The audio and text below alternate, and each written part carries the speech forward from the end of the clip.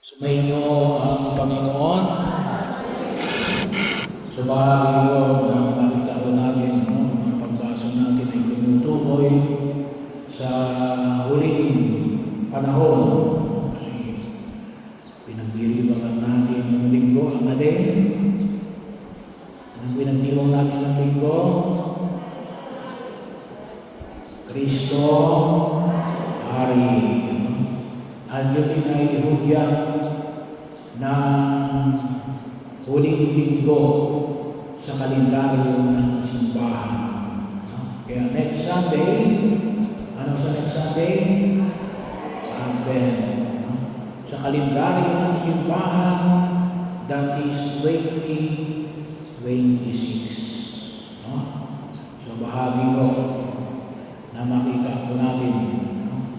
So kaya kapag kayo may mga ordo, may marunong magbasa ng ordo, yung ordo na gagamitin ninyo ay 2026 na sa linggo. So bahagi ko na nagpapaalala sa akin kasi sa nakalipas na 3 linggo, ito yung ipinamamanik sa atin, yung katapusan ng daigdig. At dito, kalimitan ng mga ipinapaiwati ay alin, yung tinatawag nating pagbunaw. Yung mga kapatid natin ng mga protestante, kalimitan naririnig niya yung mga salitang Armageddon. O may isa pa, yung nakalimutan ko yung isang kalimitan ginagamit nila. Ano ba yun?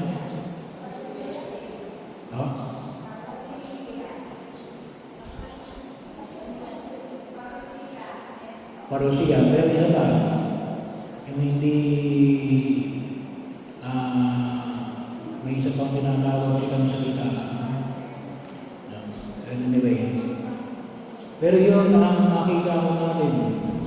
At yung paanyaya na ipinamanik sa atin, katulad na ipinamanik sa atin din sa ibang kailangan. Sabi na Jesus, mag-alak kayo. Mag-alak kayo. So, medyo parang mahirap. Kahapon ay pinagdiwang natin ang Red Wednesday. Yung pagpapaalala natin sa mga martir at sa mga kapatid natin na pinag-uusig sa lahat-lahat ng bahagi ng daigdig na ito. Pero yun nawa yung makita na ipinamamanik na Jesus, mag-alak kayo. Ay, medyo mahirap kasi pinag-uusig eh. Sabi mo nga, dapat tayo magpasalamat tayo dito sa Pilipinas kasi tayo ay hindi tayo dumaranas ng pag-uusig. Yung iba mga kapatid natin siguro kahit pa paano doon sa Mindanao may konti. Pero sana ko ma-appreciate natin yun na napakahirap. At anong sinabi ni Jesus? Mag-alak kayo. Bakit? Sign of hope. Sign of hope. Na ikaw ay inihatid na sa katapusan mo ng buhay, pagkatapos ay sasabihin ng mag-alak kayo. Kaya bahagi rin mo na kung sana makita natin yung paanyaya. At tulad ng pinamalik natin sa gawa na ito ng jubileo ng pag-asa. At yung tema din natin ng ating recollection. Tawag po natin Advent recollection natin ngayon ay pinamanig ni Father. Sabi na natin ay pag-asa. At yung din po munang pagbasa natin ay kung titingnan mo rin po natin ni Alin.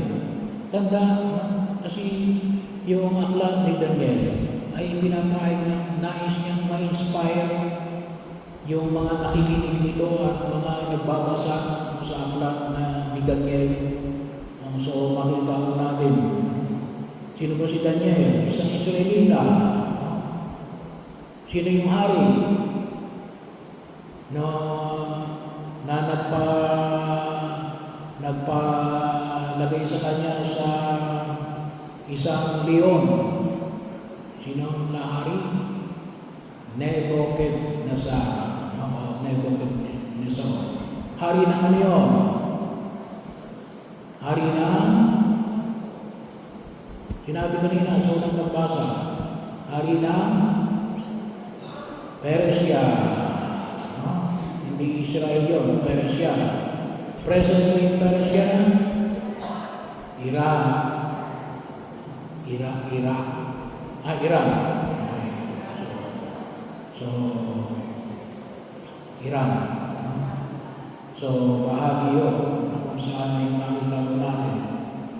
So, pagkakataon na kung saan ay makita po natin pinakain, ipapakain sana sa leon. Ano? Kaya naman ay anong nakita po natin? Medicine Persian. Kung tutusin, ay hindi kinain ng leon. Ano? Bakit? Kasi ginabayan siya ng Diyos. Ginabayan siya ng Diyos. So yun, pagkakataon na kung saan ay makita ko natin. So, ano yung hamon na pinamanik ko sa atin ngayon? Lalo-lalo na, sabi nga natin, hindi lamang sa panahon ng pag-asa, hindi lang magkaroon tayo ng pag-asa, hindi lamang yung huwag mawalan tayo ng pag-asa. Kasi alam nyo ngayon, lalo-lalo na siguro, isang epekto yun ng pandemya. Makita natin yung dumami yung mga nagpapakamatay. Lately nga lang, kung inyong nabalitaan, kaya na may mahilig kayo sa Facebook, may paring na nagpakamatay. So bahagi yung at the age of 60. So bahagi yun. Kasi bakit? At kung susin nga, medyo mabigat. Kasi bakit? Nasa jubileo tayo ng pag-asa. Pero sabi nga natin, ay napakahalaga na nawa ay makita natin na tayo nawa ay alin. Kaya nga tayo, kung yung maalala, tayo magpasalamat kasi nagkaroon tayo ng briefing doon sa mental health. At least nabubuksan yung ating kaisipan, kung yung maalala. Nagkaroon tayo ng briefing ng mental health. Last year na tayo, last 2 years ago. So, napakahalaga rin mo na makita natin. Kaya, we have also to be aware. Kapag may mga tao na nawawala ng pag-asa, yung mga nagkikwento sa inyo na mabuti na lang mamatay ako, we have to be watchful also. Kasi mga mga kinakailang mga signs na kinakailangan natin pangalagaan sapagkat wala akong pinipili ngayon. Sabi nga natin, ano yun? Isang uri mo ng sakit yun na makita natin na kinakailangan na rin. Kinakailangan din natin tulungan. Pero hindi lang mo yun. Kasi ngayong panahon na ito, sabi nga natin, ay medyo mabigat yung ibang edo natin kasi sinabi ni Jesus natin na kapag dumating na yung pagkugkob sa Jerusalem, makita mo natin at sa mga nakalipas na mga ibang edo, anong sabi, walang bato matitira sa kapwa bato. Makita natin yung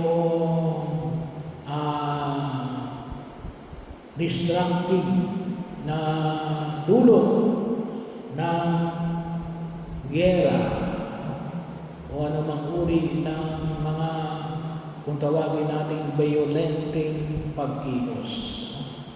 Pero yun ang makita mo natin sa Ebanghelyo maggalak kayo. Kaya ng mga bahay, hindi sa pagkatawanan natin yung ngayong ulit na yung ating kalooban nawa ay hindi mandumo, ngunit mapuno ng kagalakan. Mapuno ng kagalakan. At huwag natin kalimutan na bakit kinakailang mapupuno yung kagalakan? Kasi sabi nga ho natin, ay nakita natin yung pagkilos ng Diyos. Tama-tama rin ngayon ay November 27. Ngayon din po ay kapistahan ng mahal na Birhen ng Milagrosa. So makita ko natin yung mga milagro na nais na gawin ng Diyos. Kahapon din naman, ay kapistahan din ng mahal na Birhen ng Remedios. Makita natin may remedyo dyan. Huwag natin kalimutan, hindi yung alin. Kuminsan kasi tinutubukan na agad natin. Wala ka ng pag-asa. Wala ka ng pagbabago. Hindi. May remedyo yan at ang Diyos ay nag-aanyaya sa atin. Kaya, isa ko yung sa mga sign na nawahi huwag natin kalimutan. Yung alin? Yung sign ng kagalakan. Hindi sapagat hindi tayo nahihirapan. Ngunit makita natin, sabi nga natin, sa ating paglilingkod, kaya isa, hamon, bawas-bawasan natin yung reklamo.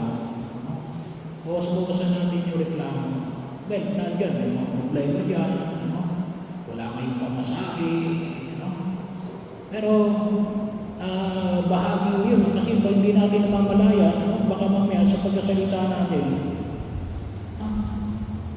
hindi natin nakikita na baka gusto lang natin ikawaan tayo ng ibang tao.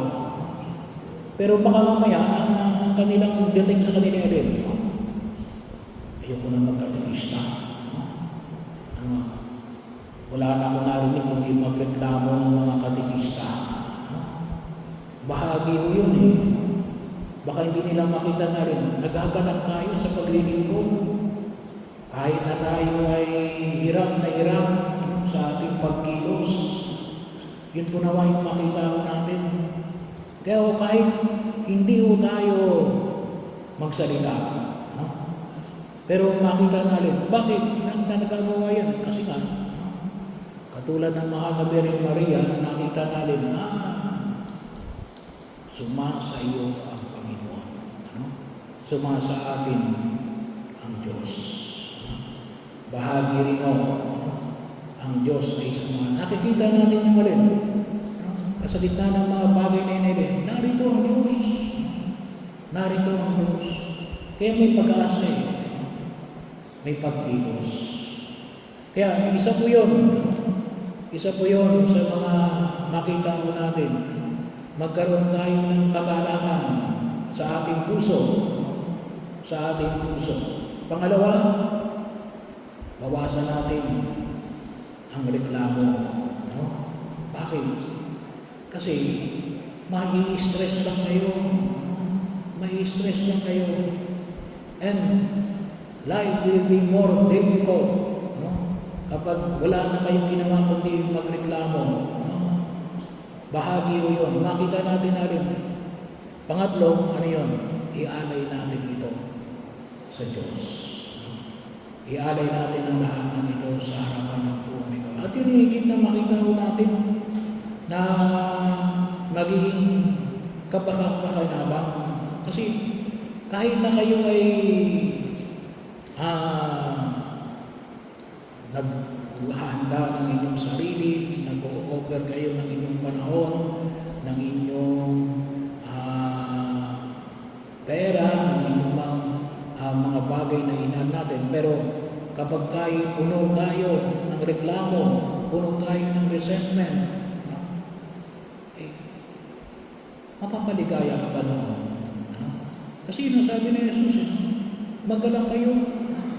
Yung taong nagagalak, hindi yung nagre-reklamo yun. Kapag reklamo kayo na reklamo, hindi yung yung kagalakan. Bahagi yun. Do not worry. Yung pagsusumikap natin, kahit hindi yung kayo magreklamo, kita ng Diyos yun. Kahit hindi kita ng inyong pura paroko o ng inyong mga kapwa mananampalataya. Huwag kayong mag-alala. Pero yun ang sinabi ni Jesus. Maggalak kayo sapagkat nalalapit na ang pagliligtas ng Diyos sa inyo.